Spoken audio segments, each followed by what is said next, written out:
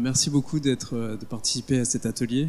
Vous pourriez être en terrasse en train de profiter du soleil. Vous avez préféré entendre parler du DAM stratégique de Bynder. Merci. Alors aujourd'hui, l'idée, c'est de vous expliquer un petit peu comment nos clients gèrent le contenu de manière stratégique avec Bynder. Donc avant de plonger dans la plateforme, en fait, j'ai quelques slides à vous présenter pour apporter un petit peu de contexte à cette idée. Tout d'abord, qui est Bynder? Pour ceux qui ne vous connaissent pas, c'est une société qui a été fondée dans le cloud il y a une dizaine d'années maintenant. On compte plus de 4000 clients, on est leader sur le DAM avec un réel focus sur l'innovation et l'expérience client. Donc nos 4000 clients, on les accompagne à travers grâce à nos 550 collaborateurs qui sont répartis sur 8 bureaux internationaux, mais on s'appuie aussi sur un fort réseau de partenaires à la fois technologiques, comme Salesforce par exemple, mais aussi des partenaires intégrateurs. Vous devez connaître Activo qui est présent chaque année sur ce salon.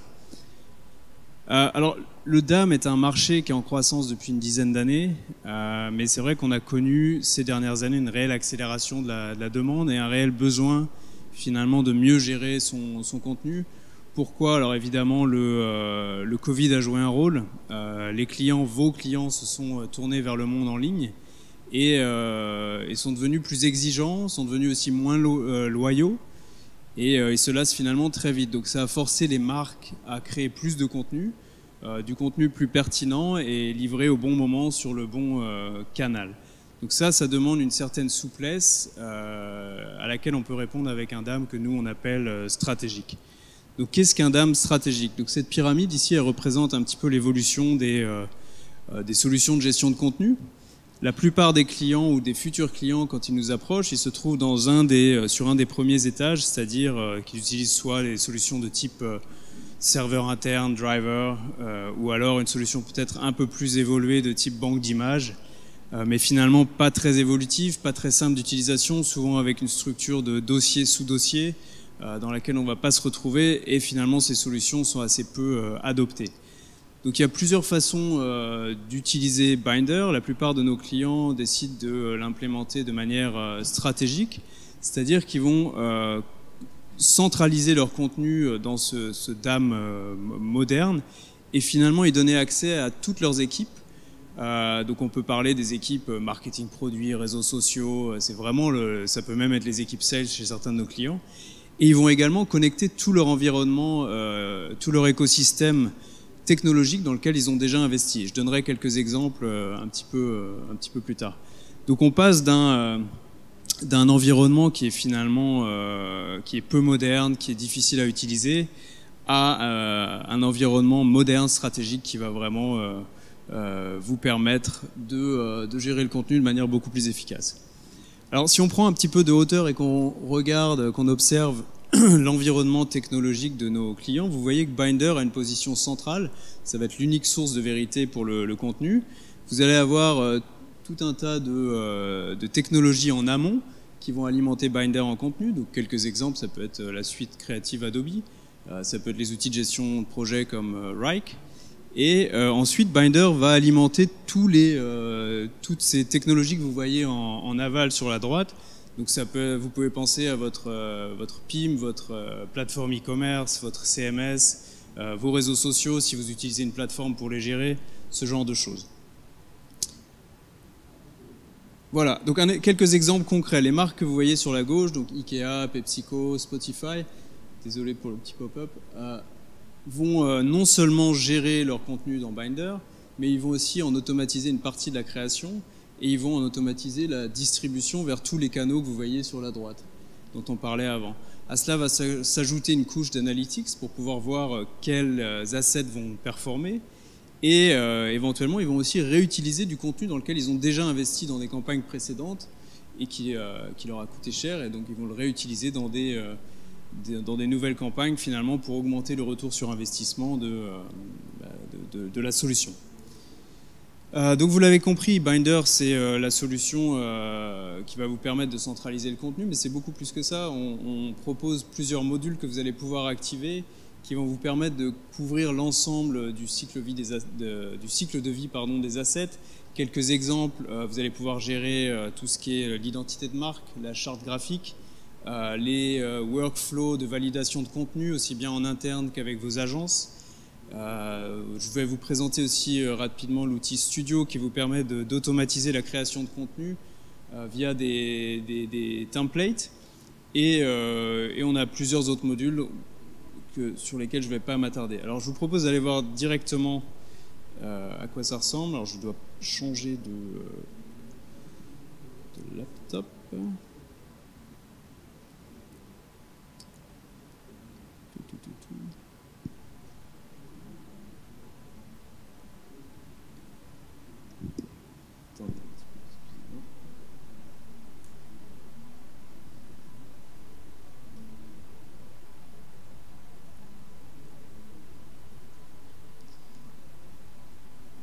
On y est presque. Juste ouvrir. Voilà.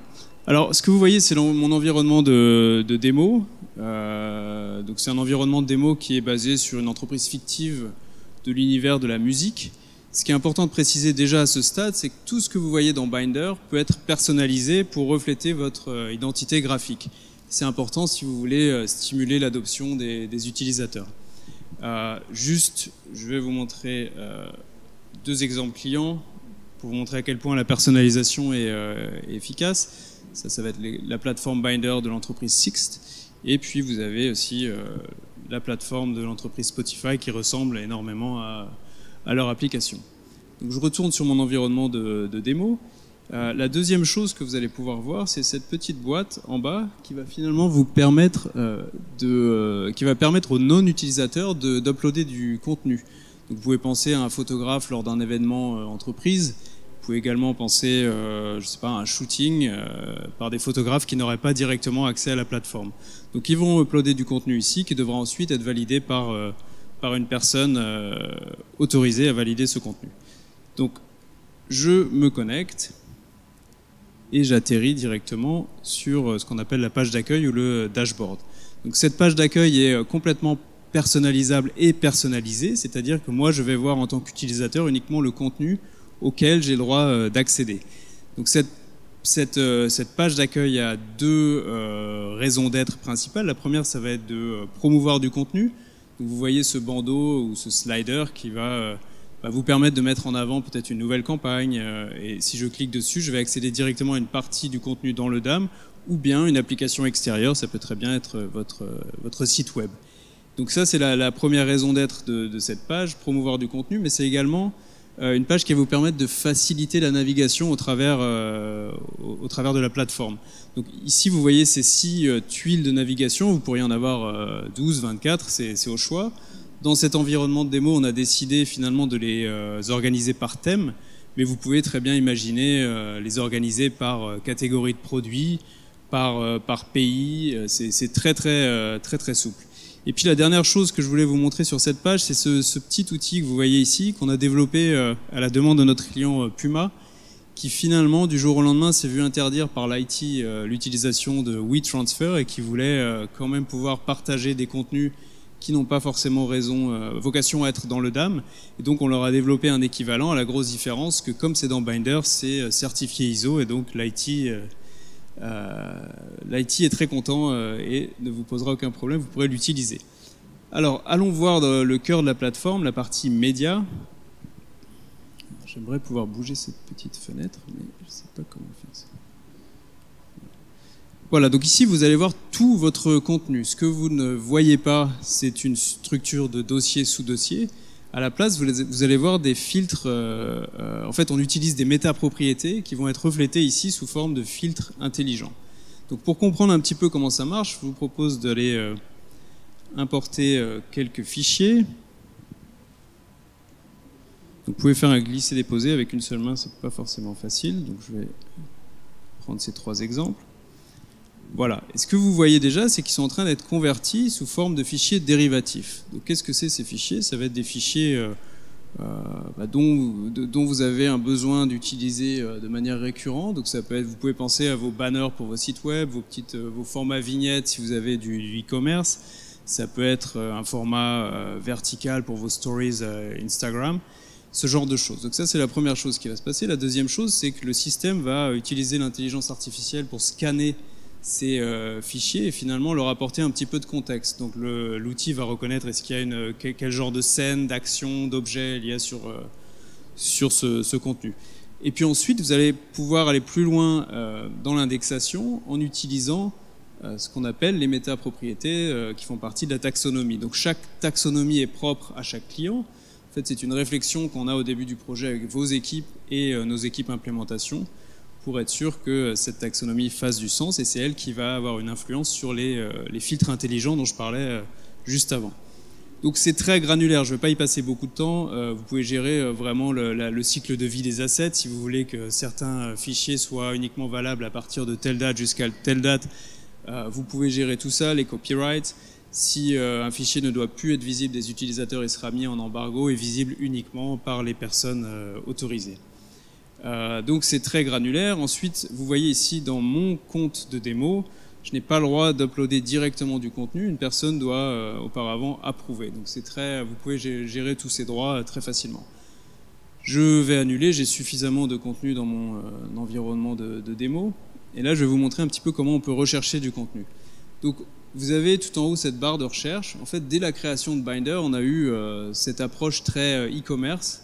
Vous pouvez imaginer l'exemple d'Amazon. Même ma grand-mère est capable d'aller sans problème faire ses courses sur Amazon. Et c'est un petit peu l'idée ici. On voulait que ça soit très intuitif et que chaque utilisateur puisse s'en servir sans avoir un besoin de formation. Donc, je vais utiliser cette barre de recherche pour aller chercher du contenu. Ce qui va se passer, c'est qu'en fait, la plateforme va aller scanner tout le contenu, va regarder les titres, les noms de fichiers, les métapropriétés, également le texte qui est présent dans les différentes images que vous pouvez voir ici. Et à cela, vous pouvez combiner l'utilisation des filtres intelligents. Et vous pouvez évidemment utiliser plusieurs filtres en même temps. Si vous préférez une recherche un petit peu visuelle, vous avez également la possibilité d'aller rechercher par image. Donc c'est très puissant, très intuitif et très facile d'utilisation. Voilà, ce que vous pouvez également faire quand vous recherchez des fichiers, c'est utiliser l'intelligence artificielle. Par exemple, j'aimerais avoir du contenu un petit peu de ce type, une guitare ou des images liées à l'environnement de la musique. Je peux demander à Bynder de me montrer le contenu similaire. Donc je clique dessus et vous voyez que ça va réorganiser mon contenu et me montrer des images qui sont liées à la première image que j'ai montrée. Ce que vous pouvez également faire, c'est uploader une image que vous avez trouvée et finalement le Bynder va vous montrer toutes les images similaires à cette image que vous venez d'uploader. Vous pouvez utiliser un URL si vous voyez une image sur le net. C'est très souple. Ce que vous pouvez également faire, alors je vais effacer mes filtres auparavant, mais vous pouvez aller chercher directement le texte dans les images. Donc je vais prendre un exemple ici. Par exemple, j'aimerais bien voir si j'ai du contenu lié au groupe les Beatles. Donc vous voyez que j'ai deux résultats. Si je clique sur l'un d'entre eux, effectivement, le mot Beatles est sur cette image. Donc c'est encore une fois, surtout si vous avez beaucoup de contenu, ça va vous permettre de gagner beaucoup de temps. Voilà. Si je retourne sur ma partie média et sur mon contenu, peut-être ce qui est intéressant de montrer, c'est qu'évidemment, si vous passez sur une image, vous en avez un aperçu, et si vous cliquez sur une image, vous allez avoir toutes les informations liées à cette image. Je vais prendre par exemple ce headset. Voilà, ici, ce que vous allez retrouver, c'est toutes les métapropriétés dont on parlait au début. Ce sont des métapropriétés qui ont été bien sûr entrées par la personne qui a uploadé le contenu, mais ça peut être également des métapropriétés qui viennent d'applications tierces. Donc vous pouvez penser à un PIM, un ERP, qui vont apporter des informations de type coloris, taille disponible. Et en retour, le DAM peut envoyer un visuel vers cet ERP ou ce PIM. Ce que vous allez retrouver également, ce sont les dérivatifs qui ont été créés à l'upload. Donc ça, c'est la première façon de transformer finalement du contenu. La deuxième façon, ça va être de transformer du contenu manuellement. Donc vous avez la possibilité d'aller cropper cette image, par exemple. Vous avez la possibilité également de changer le point de focalisation. Donc si vous imaginez une montre sur ce poignet, peut-être qu'il est préférable d'avoir un focus sur la montre. Donc ça, c'est la deuxième façon de transformer du contenu, de le faire manuellement. Et puis finalement, la troisième transformation, on a également un module qui va vous permettre d'appliquer autant de transformations que vous voulez de manière automatisée. Donc c'est de manière dynamique ou à la volée, on appelle ça. Et à chaque fois, pour chaque transformation, vous allez créer un URL. Donc ce qui se passe, c'est que vous uploadez uniquement un fichier master, vous définissez un certain nombre de transformations, donc ça peut être le changement d'arrière-plan, ça peut être l'ajout d'un copyright, d'un logo, éventuellement le changement de format de sortie, si vous voulez du WebP qui aura la même qualité mais qui sera un fichier beaucoup plus léger qui va vous permettre d'avoir un site web plus efficace, vous pouvez le faire également. Ça, c'est un exemple pour le site bol.com, qui est un équivalent Amazon aux Pays-Bas et finalement qui exige que chaque produit soit présenté sur un fond bleu.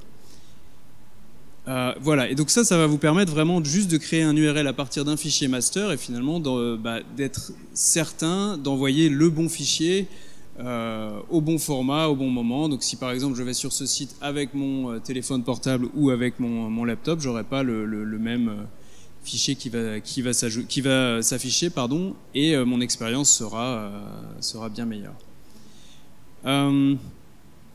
Voilà, peut-être que ce que je voulais vous montrer aussi, c'est la façon de partager du contenu.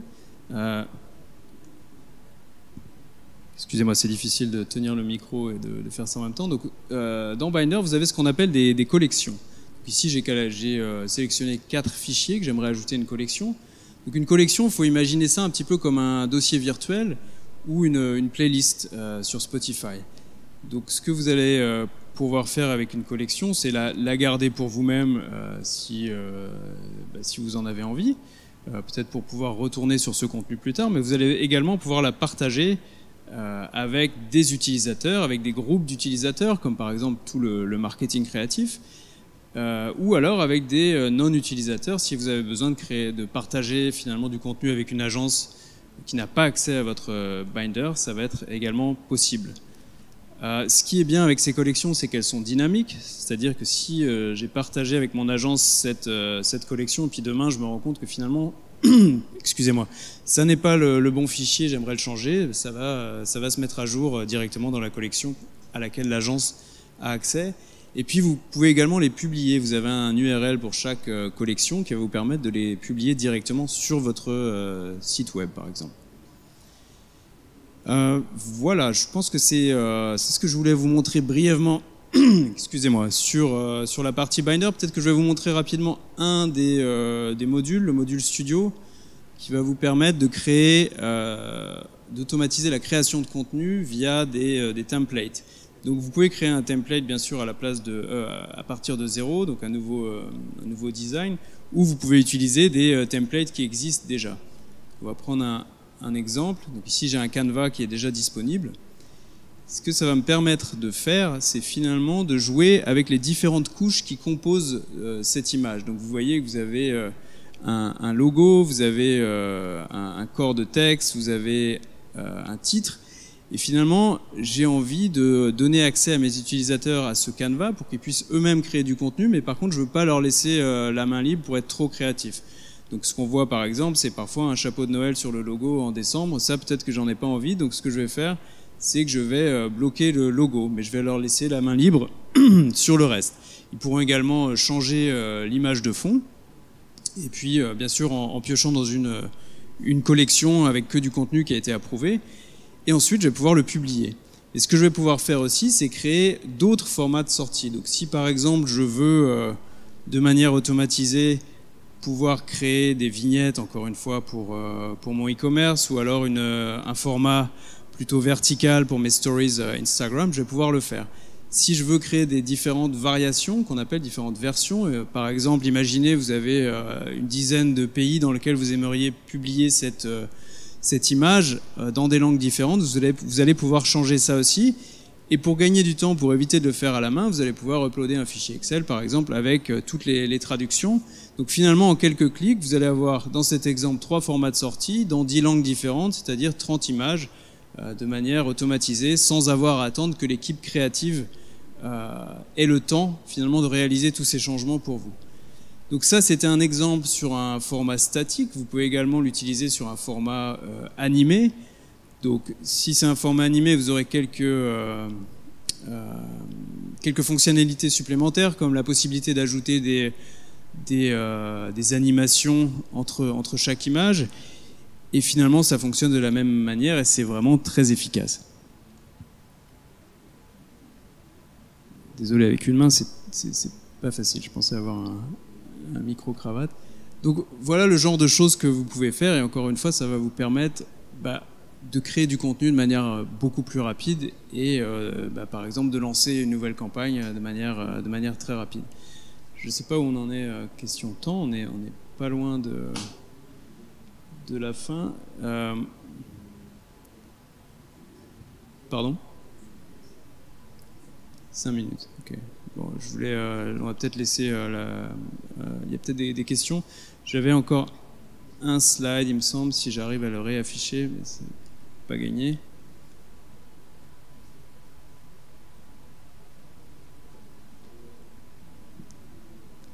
En attendant, est-ce qu'il y a des questions peut-être ?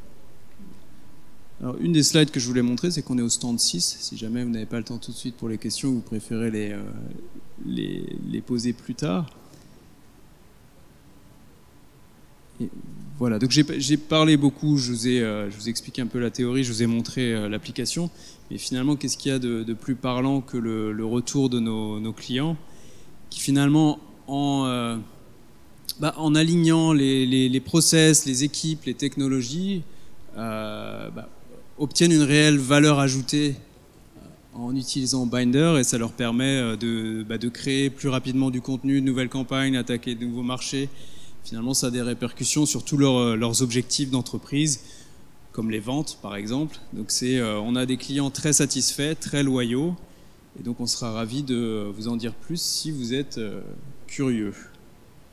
Voilà ce que je voulais vous montrer. Merci beaucoup de votre attention.